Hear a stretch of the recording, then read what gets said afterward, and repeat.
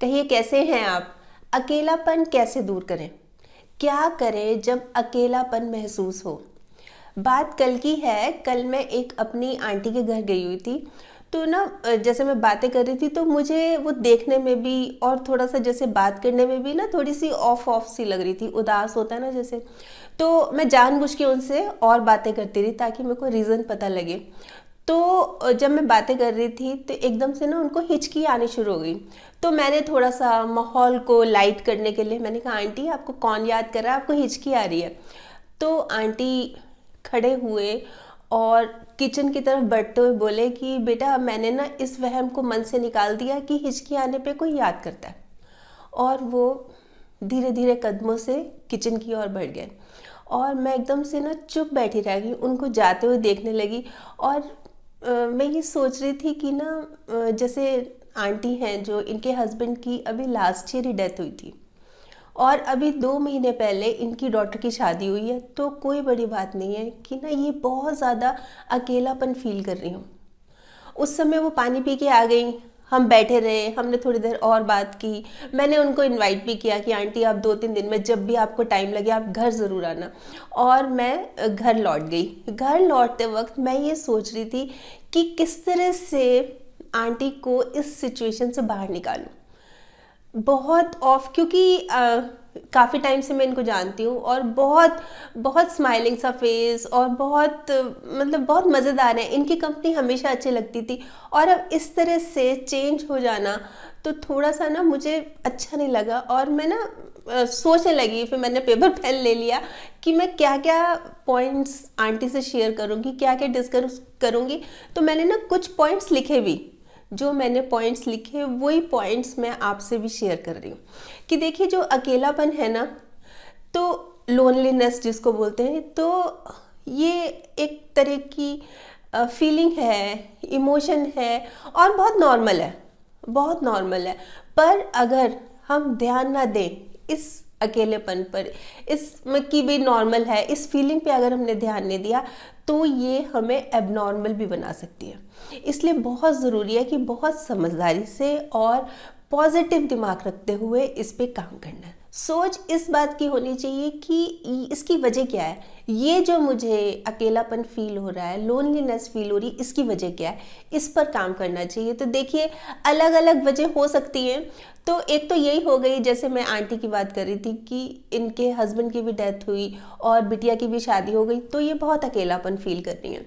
फिर कई बार होता है कि जैसे कोई लंबी बीमारी हो गई, उस चक्कर में बहुत समय तक घर पे रहना पड़ा, बेड पे रहना पड़ा, इससे भी अकेलापन कई बार फील होने लगता है। कई बार ब्रेकअप भी, जैसे रिश्ते में कोई अनबन हो गई, तनातनी हो गई, अलग रह रहे हैं, ये भी रीज़न बन जाता है।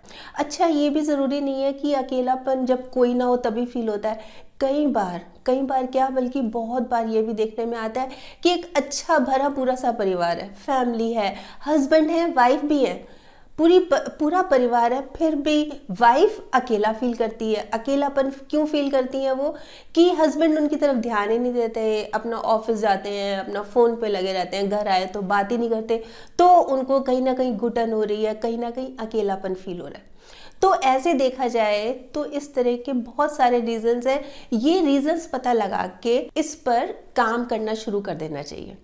तो किन किन बातों का ध्यान रखना चाहिए जब इस तरह की चीज़ महसूस हो, किन किन बातों का ध्यान रखें। तो देखिए मैंने 9 बातें तैयार की हैं, मैं आपको एक एक करके बताती हूँ कि जब इस तरह का अकेलापन लगता है, रीज़न आपको पता लग गया कि किस वजह से हो रहा है, तो हम इसको कैसे दूर कर सकते हैं।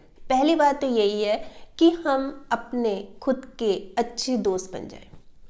अपने आप से बात करें, मन ही मन बात करें और खूब सारी बात करें अपने अच्छे। देखिए हमसे बेहतर हमको कौन जान सकता है। हम अपनी सारे प्लस पॉइंट्स, हम अपने सारे माइनस पॉइंट्स सब कुछ जानते हैं। तो अपने आप से बात कीजिए, अपने आप से आप या तो मन ही मन बात कीजिए अपने आप से, या फिर लिख के कि ये जो मेरे को अकेलापन है ये कब से होना शुरू हुआ, किस समय ज़्यादा महसूस होता है, कब तक चलता है। इस तरह की अलग अलग चीज़ें लिखें। या फिर मैं अकेलेपन में और क्या क्या कर सकता हूँ, अलग अलग चीज़ें लिखेंगे ना तो हमको उसके जवाब भी मिलते रहेंगे कि हमें क्या करना चाहिए। तो सबसे पहले और सबसे ज़्यादा ज़रूरी है कि अपने दोस्त बन जाइए। फिर इसी के साथ साथ उतना ही इम्पॉर्टेंट सेकंड पॉइंट है कि अपना ख्याल रखिए। रखते ही नहीं है हम जब हम इस तरह से अकेलेपन में चले जाते हैं ना, तो हम क्या करते हैं, हमें खाना नहीं अच्छा लगता, हम कुछ पीना नहीं चाहते, हम बात नहीं करना चाहते, हम घर से बाहर नहीं निकलना चाहते, बिल्कुल बस चुपचाप, कोई ज़्यादा नहीं है, बस अपने में ही रहना चाहते हैं। चुपचाप लेटे रहे तो लेटे रहे, खाने का नहीं मन नहीं कर रहा, बात करने का नहीं मन नहीं कर रहा, जबकि बाहर निकलिए, घूमिए फिरिए। मतलब इस तरह से रहेंगे तो आप और ज़्यादा डाउन होते जाएंगे।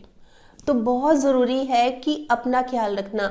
आप चलिए फिरिए, जो भी चीज़ आपको अच्छी लगती है वो कीजिए, मेडिटेशन कीजिए, पर ज़रूरत क्या है, अपना ख्याल रखना है, अपनी ईटिंग हैबिट्स का। फिर इसमें तीसरा पॉइंट आता है कि फाइंड अपॉर्चुनिटीज़, दूसरों से मिलने के मौके खोजिए। जैसे कि मान लीजिए आप फैमिली में रह रहे हैं, परिवार में रह रहे हैं, तो उनसे बात करने के लिए अलग अलग मौके खोजिए कि भाई आप ये बात कर रहे हैं, आप वो बात कर रहे हैं, उस बारे में बात कर रहे हैं। परिवार में कोई नहीं है तो चलिए फ्रेंड सर्कल में कोई ना कोई मौका खोजिए। फ्रेंड सर्कल में भी आपको लग रहा है कि नहीं कोई नहीं है, कहाँ बात करूँ, तो अपने आस पड़ोस में, जहाँ आप रहते हैं उसके आस पड़ोस में उनसे मिलिए, उनसे बात कीजिए। देखिए अकेलेपन से हमें बाहर निकलना है, तो हमें थोड़ा सा ना सोशल बाहर निकलना पड़ेगा, बातचीत करनी पड़ेगी, ताकि हमारी अटेंशन डाइवर्ट हो। हम अंदर बैठे रहेंगे, किसी से बात नहीं करेंगे, तो वो और ज़्यादा हमारी सेहत के लिए नुकसानदायक है। इसलिए बहुत ज़रूरी है। पर इस बात का भी ध्यान रखना बहुत ज़रूरी है कि जब हम बात कर रहे हैं ना किसी से, तो किसी की शिकायत, किसी की बुराई इस तरह से ना करें।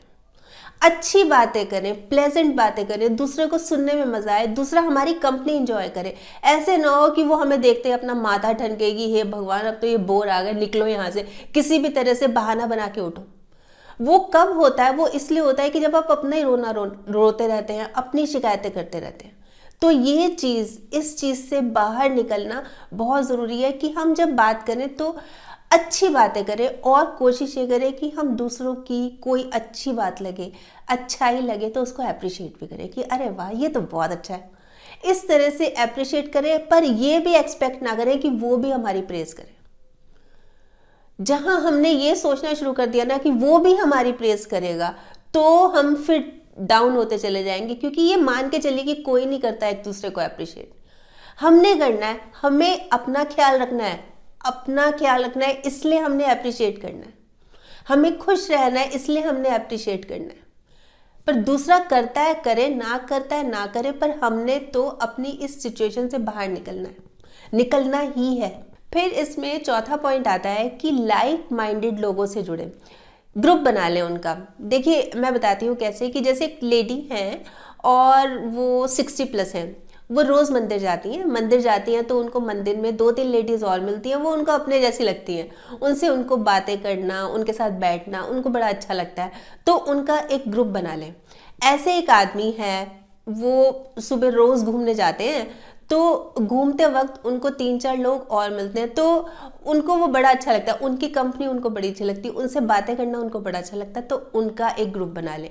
ऐसे एक लड़का है, उसका ब्रेकअप हुआ है और वो रोज़ जिम जाता है, तो जिम में भी जो 4-5 उसके दोस्त हैं वो बड़े अच्छे लगते हैं, तो उनका एक सर्कल बना ले, एक ग्रुप बना ले। उनको ग्रुप बनाकर, जैसे होता है ना व्हाट्सएप पे एक अपना एक ग्रुप बना के, और उस पे जैसे कभी मिल रहे हैं या कभी नहीं मिल रहे, तो आपस में मैसेज एक्सचेंज करना। उससे क्या है कि ना एक तरह से मन लगा रहता है। जैसे 4 लेडीज़ हैं, एक लेडी नहीं आई, तो सबने उस ग्रुप में मैसेज किया कि वो क्यों नहीं आई थी, फिर वो बता रही है, चारों को पता लग रहा है। देखिए टेक्नोलॉजी का कुछ ना कुछ फ़ायदा तो हमें उठाना चाहिए।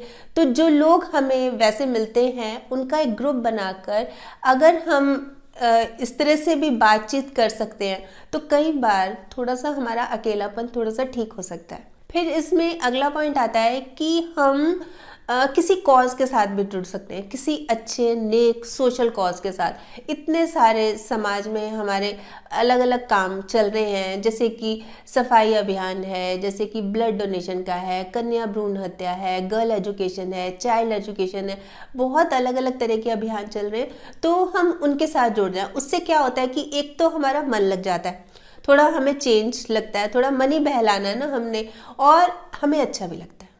हम कुछ किसी के लिए अच्छा काम कर रहे हैं तो हमें अच्छा भी महसूस होता है।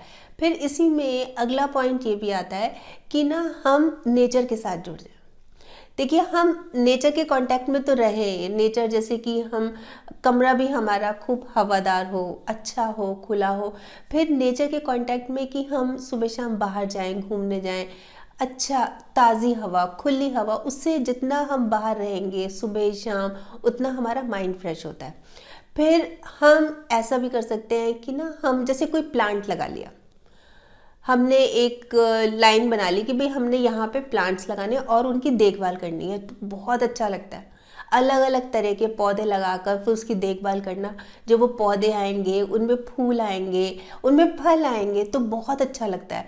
इस तरह से ना हमको जुड़ जाना चाहिए, या फिर हमें छोटी मोटी चीज़ें करती रहनी चाहिए जिससे हमें खुशी मिले। क्या कि जैसे चिड़िया के लिए पानी रख दिया, चिड़िया के लिए दाना रख दिया, अच्छा एक गाय या मतलब कोई भी जानवर घर के आगे से जाता है तो उसके लिए चारा रख दिया, जैसे डॉगी आता है घर के आगे तो उसके लिए थोड़ा सा दूध रख दिया, एक कटोरी रखी। और जब भी अगर आप 4 दिन 5 दिन लगातार उसको दूध देंगे ना तो वो फिर हमेशा ही आएगा, उसका टाइम फिक्स हो जाएगा, वो पहले ही आके खड़ा होगा। ये तो बहुत बार होता ही है, ये तो एक्सपीरियंस हुआ ही है। आप भी करके देखिएगा, मतलब जिसको आप देना शुरू करेंगे, चिड़िया भी, आपने चिड़िया के लिए 1 दिन पानी रखा, 2 दिन पानी रखा, नहीं आई नहीं आई, चौथे 5वें दिन वो ज़रूर आएगी। पर रखना पड़ेगा, लगातार रखना पड़ेगा, तब बात बनेगी। और ये चीज़ें जो होती है ना, ये खुशी दे जाती हैं, अंदर से खुशी दे जाती हैं।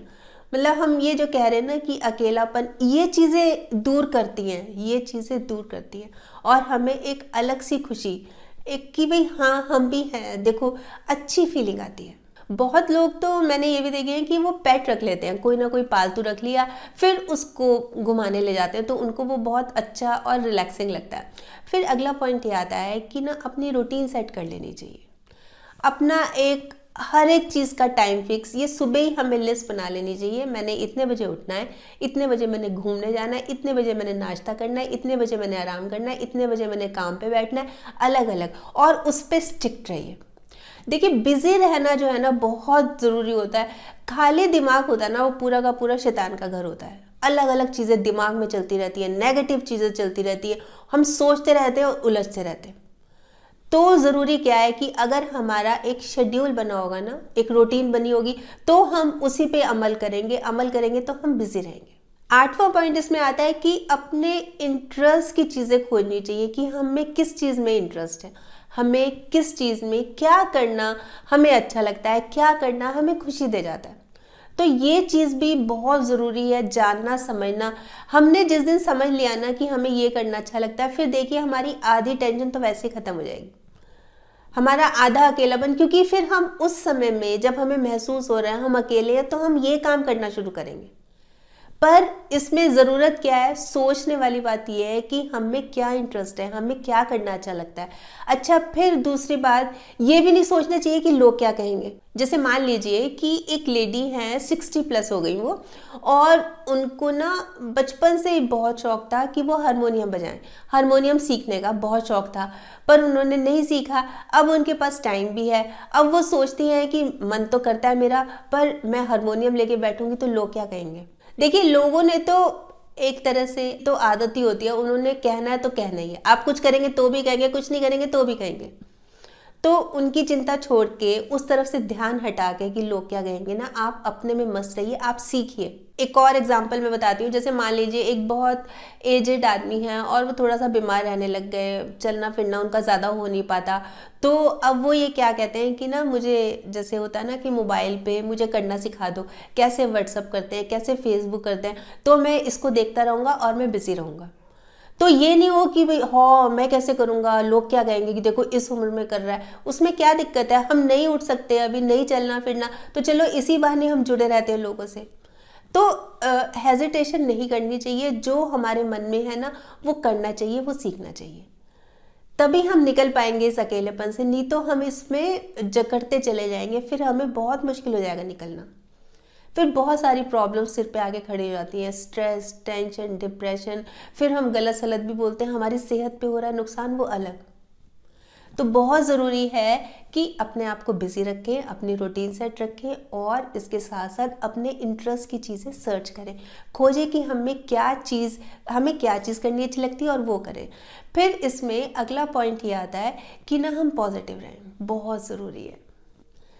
हम नेगेटिव होते चले जाते हैं, नेगेटिव सोच रखते चले जाते हैं, तो कैसे बात बनेगी? बात बात पे गुस्सा, बात बात पे लड़ाई झगड़ा, कुछ बोल देना, ये कैसे बात बनेगी? तो बहुत ज़रूरी है पॉजिटिव सोच रखेंगे ना, और ये कॉन्फिडेंस रखिए कि मैंने इससे दूर होना ही है, इस अकेलेपन को मैंने दूर करना ही है। ये तो दूर हो ही नहीं सकता, ये तो असंभव है, बस अब तो गए काम से, अब तो बस यही ज़िंदगी रह गई। क्यों रह गई ये ज़िंदगी? इस चीज़ से बाहर निकलिए कि मैंने इससे बाहर निकलना है, पॉजिटिव सोचना है और मन में पूरा कॉन्फिडेंस रखना है कि मैंने इससे बाहर निकलना है। देखिए, देखा जाए ना तो दुनिया में बहुत लोग, हम अकेले नहीं हैं, बहुत लोग इस तरह का अकेलापन फील करते हैं।